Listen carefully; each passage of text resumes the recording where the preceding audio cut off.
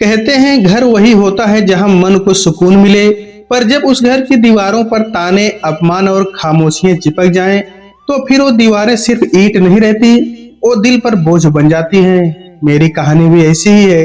मेरा नाम सिया है और ये मेरी कहानी है, एक ऐसी औरत की कहानी जिसने सबके लिए जिया लेकिन खुद के लिए कभी नहीं।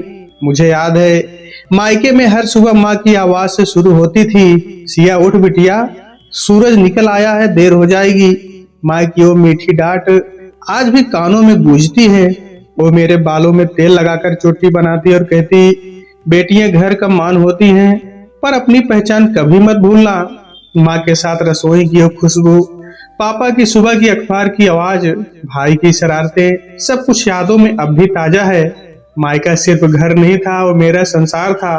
वही मैंने सीखा था कि प्यार का मतलब सिर्फ देना नहीं होता, बल्कि खुद को खोकर किसी को मुस्कुराना सिखाना होता है। फिर मेरी शादी हुई सौरभ से। अच्छा परिवार था, शहर में नाम था, शादी में सब खुश थे, मैं भी थी। शायद इसलिए नहीं कि मैं जा रही थी, बल्कि इसलिए कि माँ खुश थी। माँ ने विदाई के वक्त कहा था, सिया, ससुराल को अपना घर समझना, लेकिन अगर कभी मन रोए तो ये घर हमेशा खुला रहेगा। मैंने भी मुस्कुराकर कहा, माँ मैं सब संभालूंगी। पर माँ शायद जानती थी, बेटी जब अपने घर से जाती है तो उसका एक हिस्सा वहीं रह जाता है। ससुराल पहुंचते ही सब बदल गया। घर बड़ा था लेकिन दिल छोटे। सास सुमित्रा देवी एक सख्त औरत, उनका पहला ही वाक्य था, अब ये तुम्हारा मायका नहीं है, अपनी मर्जी भूल जाओ। सौरभ ने धीरे से मेरा हाथ थामा, मगर उसकी पकड़ में भी झिझक थी। शादी के शुरुआती दिन तो जैसे दिखावे का त्योहार थे, मुस्कुराहटें नकली, बातें बनावटी और उम्मीदें अधूरी। एक सुबह की बात है, सास ने कहा, आज मेहमान आ रहे हैं, खाना तुम बनाओगी। मैंने मुस्कुराते हुए हामी भर दी। पूरे दिल से सब तैयार किया, सब्जी, दाल, मिठाई सब, पर गलती से नमक थोड़ा ज्यादा हो गया। मेहमानों के जाते ही सास ने पूरा थाल उठाकर जमीन पर पटक दिया। तुम्हारी माँ ने कुछ सिखाया नहीं है क्या? इतने बड़े घर की बहू बन गई हो, पर अकल जरा भी नहीं। मैं सकपका गई। पहली बार किसी ने मेरी माँ को कुछ कहा था। सौरभ सामने था, पर उसने सिर्फ कहा, माँ रहने दीजिए, गलती हो गई होगी। बस इतना कहकर वो अपने कमरे में चला गया और मैं वहीं जमीन पर बिखरे चावल और आंसू समेटती रही। उस रात नींद नहीं आई। माँ का चेहरा बार बार सामने आ रहा था। काश वो होती तो कहती, चुप मत रहना सिया, चुप्पी सबसे बड़ी सजा बन जाती है। दिन बीतते गए। सौरभ अब कम बोलने लगा था। सास के हर ताने के बाद बस यही कहता, तुम्हें पता है माँ ऐसी ही है, उन्हें नाराज मत किया करो। पर मैं सोचती, अगर गलत मैं नहीं तो हर बार समझौता मैं ही क्यों करूं?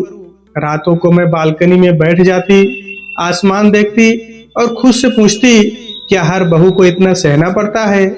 एक दिन सास ने कहा, तुम्हारी मायके वाली आदतें यहाँ नहीं चलेंगी। मैंने जवाब देने की कोशिश की, माँ जी, मैं सिर्फ कोशिश कर रही हूँ सबको खुश रखने की। उन्होंने ठहाका लगाया, खुश? जिस औरत से मेरे बेटे के चेहरे की मुस्कान चली गई, वो मुझे खुशियां सिखाएंगी? मैंने पहली बार महसूस किया, कभी कभी इंसान का गुनाह बस इतना होता है कि वो नहीं होती है। एक दिन भाई का फोन आया, दीदी, माँ का सपना पूरा हो गया, मैंने अपनी नौकरी पकड़ ली। मैं खुशी से भर गई, पर जवाब देते हुए आवाज कांप गई। शाबाश, माँ बहुत खुश होती। फोन रखकर मैं रो पड़ी। मायके की वो मिट्टी, वो गली, वो आंगन, सब आंखों में घूम गया। पर अब वहां लौटना मुमकिन नहीं था। ससुराल में मायके का नाम लेना भी जैसे गुनाह था। सास कहती, ससुराल में आई हो, मायके का मोह छोड़ दो। पर मैं कैसे छोड़ दूं? वो मायका था जहां मैंने प्यार सीखा था, और ये ससुराल था जहां मैं सहनशीलता सीख रही थी। एक रात सौरभ ऑफिस से लौटा। मैंने कहा, थोड़ा बैठो ना, आज तुम्हारा पसंदीदा पुलाव बनाया है। उसने कहा, थका हूं सिया, माँ को दे दो। मैंने थाली उठाई और रसोई में चली गई। थोड़ी देर बाद सास बोली, तुम्हारा बनाया खाना उसे पसंद नहीं आता। मैंने बिना कुछ कहे बस सिर झुका लिया, पर अंदर से कुछ टूट गया। रात को मैं आईने के सामने बैठी थी, चेहरा थका हुआ, आंखें बुझी हुई। कभी मैं बहुत हंसती थी, अब वो हंसी जाने कहाँ खो गई थी। सौरभ आया, देखा, पर कुछ नहीं बोला। शायद उसे मेरी चुप्पी आदत बन चुकी थी। अगले हफ्ते करवा चौथ था। मैंने पूरे मन से व्रत रखा, सज धज कर तैयार हुई। सौरभ देर से लौटा, हाथ में मोबाइल, चेहरा उदास। भूख लगी है, कुछ खाने को दो, मैंने मुस्कुराकर कहा। पहले चांद को देख लो ना, फिर साथ में खाना खाते हैं, उसने झुंझलाकर कहा। मुझे इन रस्मों में यकीन नहीं। उसका ये वाक्य मेरी आत्मा में उतर गया। जिस प्यार के लिए मैंने दिन भर भूख प्यास रही, वो प्यार अब बस एक रस्म बन चुका था। रात को मैंने माँ की तस्वीर उठाई और बोली, माँ मैं कहाँ गलती कर रही हूँ? क्यों सबको खुश करने की कोशिश में मैं खुद मिटती जा रही हूँ? आंसू अपने आप गिरते रहे और वो तस्वीर धुंधली पड़ गई। अगली सुबह सौरभ बिना कुछ बोले ऑफिस चला गया। मैंने दरवाजा बंद किया और देर तक रोती रही। रसोई में बर्तन धोते धोते हाथ रुक गए। साबुन के झाग में मुझे माँ का चेहरा दिखा। बेटी, खुद को इतना मत खो कि पहचान ही मिट जाए। पर मेरी पहचान तो पहले ही कहीं छूट गई थी। अब मैं बस घर की बहू थी, सिया नहीं। उस दिन शाम को सास ने एक और वार किया। कहने लगी, तुम्हारे मायके वाले हमें कोई तोहफा नहीं भेजते, लड़की दे दी, जिम्मेदारी खत्म। मैंने नम्रता से कहा, माँ जी वो लोग ज्यादा सक्षम नहीं हैं। इससे पहले की बात पूरी होती उन्होंने हाथ से प्लेट पटक दी। बहाने मत बना, मेरे बेटे की किस्मत ही खराब थी जो तुम जैसी आई। सौरभ कमरे में था, सब सुन रहा था पर बाहर नहीं आया। उसकी चुप्पी ने मेरे दिल पर सबसे गहरा जख्म दिया। उस रात मैंने तय किया, अब मैं किसी से उम्मीद नहीं रखूंगी। अब मैं खुद अपने आंसू पोंछना सीखूंगी। कुछ दिन बाद सास अपने रिश्तेदारों के यहाँ चली गई। घर में पहली बार शांति थी। मैंने सोचा क्यों न अपने पुराने शौक फिर से शुरू करूं। कॉलेज में मैं लिखती थी, कविताएं, कहानियां माँ को सुनाती थी। मैंने पेन उठाया, एक डायरी खोली और लिखा, हर औरत के अंदर एक तूफान होता है जिसे समाज हमेशा चुप रहना सिखाता है। सौरभ ऑफिस से लौटा तो मैंने हल्के मूड में कहा, सुनो मैंने आज एक कविता लिखी है। वो बोला, अच्छा है, पर इन चीजों में टाइम मत बर्बाद करो, घर के काम बहुत हैं। मैंने मुस्कुराने की कोशिश की मगर दिल टूट गया। वो शायद नहीं जानता था कि उसके एक वाक्य से मेरा सपना मर गया था। रात को मैंने वही डायरी माँ की तस्वीर के नीचे रख दी। धीरे से कहा, माँ आज फिर मैं हार गई। कुछ दिन बाद डाकिये ने एक लिफाफा दिया। भाई की चिट्ठी थी, दीदी पापा तुम्हें बहुत याद करते हैं, तुम कब आओगी? माँ के बिना वो बहुत अकेले हो गए हैं। लिफाफे पर पापा की कांपती लिखावट भी थी, सिया तू ठीक है ना बेटी? वो पढ़ते पढ़ते मेरा गला भर आया। इतने महीनों से मैंने मायके का नाम तक जुबान पर नहीं लाया था। अब वो चिट्ठी जैसे मेरे जख्म खोल गई। मैंने सौरभ से कहा, क्या मैं 2 दिन के लिए मायके जा सकती हूँ? उसने कहा, माँ को पसंद नहीं आएगा, पर पापा बीमार हैं, किसी और को भेज दो, तुम्हें जाने की जरूरत नहीं। मैंने उसे देखा, वही चेहरा, वही आदमी जिसे मैं प्यार करती थी, पर अब वो एक अजनबी बन गया था। मैंने उस रात फैसला लिया, अब मैं किसी की अनुमति नहीं मांगूंगी, मैं जाऊंगी अपने पिता के पास। अगली सुबह बस में बैठी तो दिल धड़क रहा था। सालों बाद मायके जा रही थी, हर मोड़ पर यादें उमड़ रही थी। घर पहुंची तो पापा दरवाजे पर खड़े थे। मुझे देखते ही बोले, सिया मेरी बिटिया, और वो रो पड़े। घर में माँ की तस्वीर थी, फूल सूख चुके थे। मैंने तस्वीर के सामने घुटनों पर बैठकर कहा, माँ मैं लौट आई हूँ, टूटी हुई थकी हुई तुम्हारे पास। पापा ने मेरे बालों पर हाथ फेरा, बेटी तू खुश तो है ना? मैंने झूठ बोला, हाँ पापा बहुत खुश हूँ, पर मेरी आंखों ने सारा सच कह दिया। रात को पुराने कमरे में लेटी तो वही खुशबू, वही दीवारें, सब कुछ जैसे बोल रहा था, तूने बहुत सह लिया, अब खुद को पहचान। अगले दिन सौरभ का फोन आया। उसकी आवाज ठंडी थी, कब तक रहोगी वहां? पापा की तबीयत ठीक नहीं, 2 दिन और। माँ कह रही है कि अगर तू लौटना नहीं चाहती तो मत आना। ये सुनकर जैसे पैरों तले जमीन खिसक गई। मैंने कहा, सौरभ तुम भी यही सोचते हो? उसने कहा, मैं कुछ नहीं सोचता, जो माँ ने कहा वही ठीक है। फोन कट गया, कमरे में सन्नाटा छा गया। मैंने पहली बार महसूस किया कि रिश्ता खत्म होना चुप्पी से शुरू होता है, और हमारे बीच तो अब बस खामोशी ही बची थी। तीसरे दिन मैंने तय किया, अब वापस नहीं जाऊंगी, तब तक नहीं जब तक खुद को नहीं पहचान लेती। पापा ने कहा, बेटी लोग क्या कहेंगे? मैंने हल्के से मुस्कुराकर कहा, पापा लोग तो तब भी बोले थे जब मैं चुप थी। मैंने एक स्कूल में पढ़ाने की नौकरी पकड़ ली। बच्चों के बीच रहते हुए मैं फिर से मुस्कुराना सीख रही थी। उनकी मासूम आंखों में वो चमक थी जो मेरे अंदर मर चुकी थी। शाम को जब घर लौटती, माँ की तस्वीर के आगे दिया जलाती और कहती, माँ आज भी तेरी सिया ने हार नहीं मानी। धीरे धीरे मैं फिर से जीना सीखने लगी थी। अब मैं सिर्फ सौरभ की पत्नी नहीं थी, मैं खुद सिया थी। कुछ महीनों बाद एक दिन स्कूल से लौटते वक्त दरवाजे पर कोई खड़ा था। वो सौरभ था, थका हुआ, झुका हुआ, आंखों में ग्लानि। सिया, उसकी आवाज सुनकर मेरा दिल कांप उठा। तुम यहाँ कैसे? माँ बीमार हैं, उन्होंने तुम्हें बहुत याद किया। मैंने ठंडी सांस ली। उन्होंने मुझे जाने ही कब दिया था कि अब बुलाएंगी। वो चुप रहा, फिर धीरे से बोला, सिया मुझे एहसास हुआ है कि मैंने बहुत गलत किया। मैं माँ की बातों में आ गया और तुम्हें खो दिया। मेरे अंदर हजारों सवाल थे। क्या मैं उसे माफ कर दूं? क्या वही आदमी फिर मेरा सुकून बन सकता है जिसने मेरी हंसी छीनी थी? पर फिर याद आया, माँ ने कहा था, माफ करना सीख पर खुद को मत खोना। मैंने कहा, सौरभ मैं तुम्हें दोष नहीं देती, पर अब मैं वही सिया नहीं जो चुप रहती थी। उसने झुककर कहा, मुझे वही सिया चाहिए जो अपनी सच्चाई पर डटी रहे। उस रात सौरभ वहीं दरवाजे पर बैठा रहा। मैं कमरे में चली गई। मेरे भीतर जैसे एक जंग चल रही थी। दिल कहता था उसे माफ कर दो, और दिमाग कहता था मत भूल उसने तुझे किस तरह अकेला छोड़ा था। खिड़की से चांद दिख रहा था। माँ हमेशा कहा करती थी, बेटी चांद की तरह बन, चाहे जितने दाग हो फिर भी रोशनी मत छोड़ना। मैंने माँ की तस्वीर की तरफ देखा, धीरे से कहा, माँ क्या माफ करना भी अपनी ताकत दिखाने जैसा होता है? और तभी आंखों से दो आंसू गिरे, एक दर्द का, दूसरा राहत का। सुबह उठी तो सौरभ अब भी बाहर बैठा था। तो बोला, सिया एक मौका दे दो, मैं तुम्हें अपनी तरह नहीं तुम्हारी तरह समझना चाहता हूँ। मैंने कहा, मौका नहीं भरोसा चाहिए। और वो एक दिन मैं नहीं मिलता। वो बस सिर झुकाकर चला गया। 3 दिन बाद एक चिट्ठी आई ससुराल से। लिफाफे पर सास का नाम देखकर मेरा दिल धड़क उठा।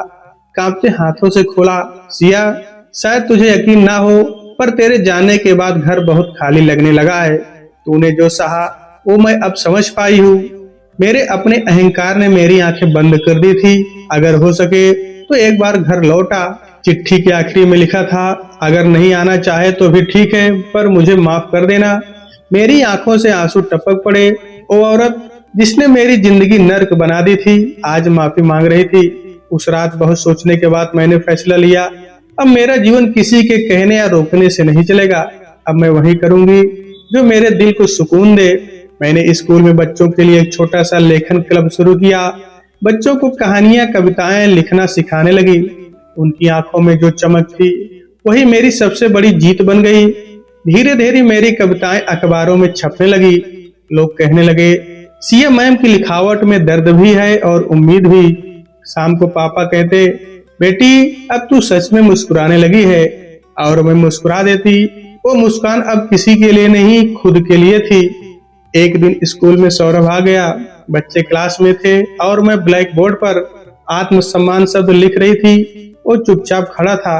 सिया, माँ अब बहुत बीमार है।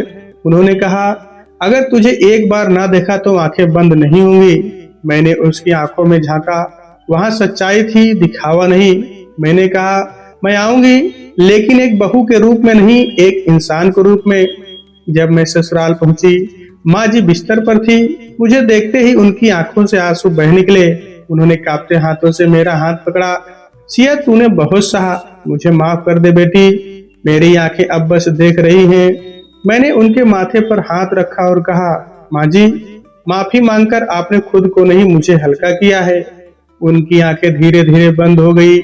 चेहरे पर शांति थी। घर में सन्नाटा छा गया, पर मेरे दिल में एक अजीब सुकून था। शायद यही क्षमा का वजन होता है, भारी भी हल्का भी। माँ जी के चले जाने के बाद सौरभ ने कहा, सिया क्या हम फिर से शुरू कर सकते हैं? मैंने कहा, शुरुआत हो सकती है, मगर शर्त एक है, अब हम एक दूसरे को नहीं खुद को भी समझेंगे। उसने सिर झुकाकर कहा, मैं राजी हूँ। समय बीतता गया। हमने नया घर लिया जहाँ दीवारों पर न पुरानी चीखें थी न झगड़े, बस हंसी थी, वो भी सच्ची, अधूरी नहीं। मैं अब भी लिखती हूँ कहानियां, कविताएं और औरतों की आवाजें जो दबा दी जाती हैं। लोग कहते हैं सिया की कलम में दर्द है, पर मैं जानती हूँ वो दर्द नहीं, जिंदगी की गवाही है। हर औरत की कहानी अलग होती है, पर हर कहानी में एक सिया जरूर होती है जो सहती है, टूटती है, फिर अपने अंदर से एक नई रोशनी लेकर उठती है। क्योंकि जब एक औरत खुद को पहचान लेती है तो दुनिया की कोई ताकत उसे फिर से कैद नहीं कर सकती। माँ जी के जाने के कुछ महीने बीत गए थे। घर अब पहले से शांत था, पर उस सन्नाटे में एक सुकून भी था। सौरभ अब बदल चुका था, या शायद पहली बार वैसा बना था जैसा एक साथी होना चाहिए। वो सुबह उठकर खुद चाय बनाता, कभी स्कूल के बाहर मेरा इंतजार करता, कहता, सिया अब मैं जानता हूँ इज्जत सिर्फ बाहर वालों से नहीं घर के अंदर भी देनी पड़ती है। मैं बस मुस्कुरा देती। कभी सोचती अगर ये सौरभ 5 साल पहले होता तो शायद मेरी जिंदगी का चेहरा कुछ और होता, पर अब अफसोस नहीं था। अब मैं जानती थी इंसान तब बदलता है जब वक्त उसे आईना दिखा देता है। एक दिन स्कूल में मीटिंग चल रही थी। प्रिंसिपल ने कहा, सिया मैम, आपकी कविताएं बहुत सराही जा रही हैं। हमें चाहिए कि आप अगली पत्रिका के लिए विशेष लेख लिखें, औरत और आत्मसम्मान पर। ये सुनते ही मेरे अंदर कुछ हिल गया। कितना अजीब था, वही औरत जो कभी अपने हक के लिए आवाज तक नहीं उठाती थी, आज दूसरों को अपने हक की बात सिखा रही थी। रात को सौरभ के सामने मैंने वो बात रखी। वो बोला, तुम्हें करना ही चाहिए, तुम्हारे शब्द अब औरों की आवाज है। मैंने मुस्कुराकर कहा, कभी तुम कहते थे लिखने में टाइम मत बर्बाद करो। वो बोला, हाँ, और उस दिन मैंने तुम्हारे सपनों को मार दिया था। आज मैं चाहता हूँ वो सपने फिर से जिंदा हो। मैंने उस पल पहली बार महसूस किया, माफ करना आसान नहीं, पर कभी कभी माफी ही इंसान को सबसे ऊंचा बना देती है। पर जिंदगी कब किस तरह एक राह पर चलती है। एक शाम स्कूल से लौटते वक्त मुझे सड़क पार करते हुए एक गाड़ी ने हल्के से टक्कर मार दी। ज्यादा चोट नहीं आई, पर पैर में मोच आ गई। सौरभ मुझे लेकर डॉक्टर के पास गया। डॉक्टर ने कहा, आराम जरूरी है, काम बंद करें कुछ दिन। पर मैं घर आकर बेचैन थी। बच्चों की क्लास, पत्रिका की तैयारी, सब अधूरा था। सौरभ ने मेरे पैर में दवा लगाते हुए कहा, अब मेरी बारी है तुम्हारा साथ निभाने की, तुम बस ठीक हो जाओ। उसकी आंखों में वो ममता थी जो पहले कभी नहीं देखी थी। मैंने धीरे से कहा, शायद अब हमारी कहानी में थोड़ा सुकून आ गया है। वो मुस्कुराया, सिया, सुकून तभी मिलता है जब इंसान अपने किए की भरपाई खुद करे। कुछ हफ्तों बाद मेरी कहानी एक अधूरी हंसी अखबार में छपी। एक ऐसी औरत की कहानी जो ससुराल की दीवारों में दब गई थी, पर फिर अपने अंदर की आवाज से आजाद हुई। लोगों ने खूब सराहा, पर समाज का एक हिस्सा बोला, देखो अब तो औरतें अपने घर के राज भी बाहर बताने लगी हैं। सौरभ ने वो सब सुना और कहा, लोगों को सच से डर लगता है क्योंकि वो उनकी दुनिया को हिला देता है। मैंने कहा, अगर मेरी कहानी किसी एक और औरत को बोलने की हिम्मत दे दे तो ये आवाज कभी बंद नहीं होगी। वो बोला, और मैं अब तुम्हारी आवाज बनने के बजाय तुम्हारी गूंज बनना चाहता हूँ। उसका ये कहना मेरे लिए सबसे बड़ी माफी थी। कुछ महीनों बाद पापा की तबीयत बिगड़ने लगी। मैं भागी भागी मायके पहुंची। वो बिस्तर पर थे, बहुत कमजोर। सिया, तू खुश तो है ना बेटी? मैंने आंसू रोकते हुए कहा, हाँ पापा, अब सच में खुश हूँ। उन्होंने मुस्कुराकर कहा, तेरी माँ हमेशा कहती थी सिया किसी भी अंधेरे में अपनी रोशनी ढूंढ लेगी। वो बोले, अब तूने वो कर दिखाया। और फिर धीरे से उनकी सांसें थम गई। मैंने सिर उनके सीने पर रख दिया। पापा, अब मैं अकेली नहीं, आपकी हिम्मत मेरे साथ है। उस रात माँ और पापा दोनों की तस्वीर के आगे दीपक जलाकर कहा, अब मैं किसी की बहू या बेटी नहीं, बस सिया हूँ, अपनी पहचान के साथ। कुछ महीनों बाद मुझे एक राज्य स्तरीय पुरस्कार के लिए बुलाया गया, महिलाओं की प्रेरणादायक आवाज के लिए। स्टेज पर खड़ी होकर जब मैंने माइक पकड़ा तो पूरा हॉल तालियों से गूंज उठा। मैंने कहा, ये कहानी मेरी नहीं, हर उस औरत की है जो खामोशी में खुद को तलाशती है, जो हर चोट के बाद मुस्कुराना सीखती है और जो दुनिया से पहले खुद को माफ करना जानती है। भीड़ में सौरभ खड़ा था, आंखों में गर्व और सच्चा सम्मान। पहली बार मुझे महसूस हुआ मैं किसी की छाया नहीं, खुद एक उजाला हूँ। रात को घर लौटकर मैंने वो पुरानी डायरी निकाली, वही जिसमें मैंने पहली बार लिखा था, हर औरत के अंदर एक तूफान होता है। अब मैंने नीचे एक नया पन्ना जोड़ा, और हर तूफान के बाद उगता है एक नया आसमान। मैंने डायरी बंद की और माँ की तस्वीर के सामने रख दी। कहा, माँ, अब तेरी सिया हार नहीं सकती, क्योंकि अब वो सिर्फ जी नहीं रही, अब वो जगा रही है। अगली सुबह खिड़की से आती धूप मेरे चेहरे पर पड़ी। सौरभ बोला, चलो सिया बाहर घूमने चलते हैं। मैं हंस पड़ी। वही हंसी जो कभी खो गई थी अब फिर लौट आई थी, पूरी सच्ची आत्मविश्वास से भरी। गली के बच्चे बोले, सिया मैम, आपने जो कहानी लिखी थी हमने स्कूल में सुनाई। मैंने मुस्कुराकर कहा, बस इतना याद रखना, कभी किसी को अपनी हंसी मत छीनने देना। रात को मैं छत पर बैठी थी, आसमान में तारे फैले थे। सौरभ मेरे पास आया और बोला, अब तो तुम्हारी हंसी पूरी हो गई सिया। मैंने उसकी तरफ देखा और कहा, नहीं सौरभ, मेरी हंसी पूरी नहीं, अब अनंत है, क्योंकि अब ये सिर्फ मेरे चेहरे पर नहीं, मेरे आत्मसम्मान में बसती है। हवा चली, कहीं दूर किसी मंदिर की घंटी बजी। मैंने आसमान की ओर देखा और धीरे से फुसफुसाई, माँ, अब तुम्हारी बेटी सच में मुस्कुरा रही है। हर दर्द एक सबक होता है, हर गिरावट एक शुरुआत।